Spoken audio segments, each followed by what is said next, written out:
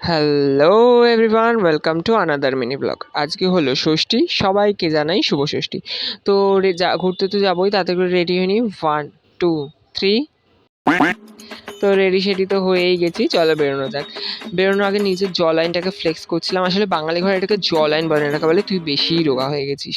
তো আজকে আমি মা আর বাবা গেছিলাম, বাবা ছিল সামনের দিকে।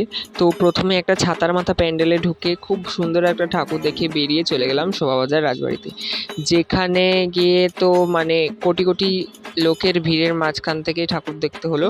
শোভাবাজার রাজবাড়ি থেকে বেরিয়ে চলে গেলাম অপোজিটের মিত্র বাড়িতে, যেটা আমি জানি না মিত্র বাড়ি বলে কিনা, তাও ওখানে গেলাম। তারপর ওখান থেকে বেরিয়ে আর একটা আবার নাম না জানা প্যান্ডেলে ঢুকে গেলাম। মানে কি হচ্ছে আমার সাথে, মানে আমি কোনো সময় প্যান্ডেলের নাম জানি তো থিম জানি না, আর থিম জানি তো প্যান্ডেলের নাম জানি না।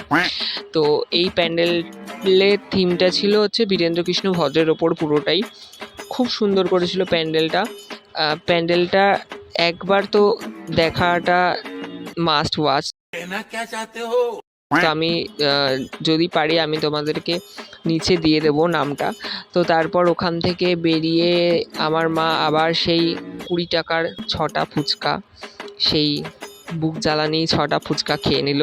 ফুচকা খেয়ে বেরিয়ে নিজের কয়েকটা ভালো ভালো ভিডিও করে নিলাম একটা সুন্দর লাইট দেখে, কারণ ছবি তুলে দেওয়ার কেউ ছিল না। তো তারপর চলে গেলাম কুমারটুলি পার্কে, যেটা আমার 5 নম্বর বার দেখা। মানে একটা প্যান্ডেল 5 নম্বর বার আমি কীভাবে দেখতে পারলাম। তো এভাবে দিনটাকে এন্ড করলাম। যদি তোমার ভিডিওটা ভালো থাকে লাইক, শেয়ার, কমেন্ট করে দিও। আর যদি একটু বেশিই ভালো লেগে থাকে তাহলে আমাকে সাবস্ক্রাইব করে দিও। ততক্ষণের জন্য টাটা।